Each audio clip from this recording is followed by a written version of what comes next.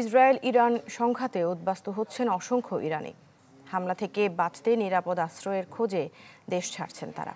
প্রতিবেশী দেশে বাড়ছে আশ্রয় প্রার্থীর ঢল। এদিকে ইরানের মুহুর্মুহু মিসাইল হামলা থেকে রক্ষা পেতে ভিন দেশে আশ্রয় নিচ্ছেন ইসরায়েলিরাও। বিশ্বমানের থার্মিক্স রড সালাম স্টিল থার্মিক্স, দেশের একমাত্র থার্মিক্স রড।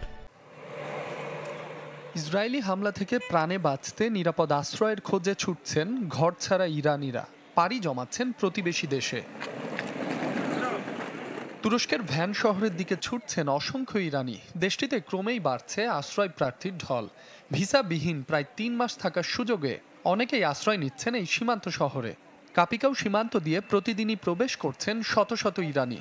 যুদ্ধ পরিস্থিতিতে অনিশ্চয়তা আর প্রাণভয়ের এই যাত্রায় গন্তব্যে যেতে সময় লাগছে ঘন্টার পর ঘন্টা। ২৮ ঘন্টা ধরে যাত্রা করছি। যুদ্ধ পরিস্থিতির কারণে গন্তব্যে পৌঁছাতে আরও একদিন লাগতে পারে। ইরানে পরিস্থিতি ভয়াবহ। আশা করি দ্রুত এই যুদ্ধ শেষ হবে, বাড়ি ফিরতে পারবো। দেশে যুদ্ধ চলছে, নিরাপদ আশ্রয়ের খোঁজে এখানে এসেছি। তুরস্কের সরকার ও জনগণের প্রতি আমরা কৃতজ্ঞ এমন সংকটে আমাদের আশ্রয় দেওয়ার জন্য। আশা করি এই যুদ্ধে আমাদের জয় হবে, ইসরায়েল ধ্বংস হবে। যুদ্ধপীড়িত ইরানিদের ঢল সামলাতে হিমশিম খাচ্ছে ভ্যান শহরের হোটেলগুলো।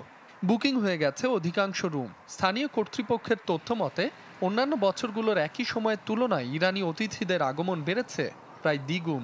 ভ্যান শহর থেকে অনেকেই যেতে চাইছেন ইস্তাম্বুল, আঙ্কারা সহ অন্যান্য শহরে। তবে পরিবহন সংকটে তা সম্ভব না হওয়ায় বিপাকে পড়েছেন তারা। ফলে শহরটিতে বাড়ছে উদ্বাস্তুদের দুর্ভোগ। এদিকে ইরানের মুহুর্মুহু মিসাইল হামলার কারণে অনিশ্চয়তায় পড়েছেন ইসরায়েলিরাও। নিরাপদ আশ্রয়ে সরিয়ে নেওয়া হচ্ছে অনেক বাসিন্দাকে।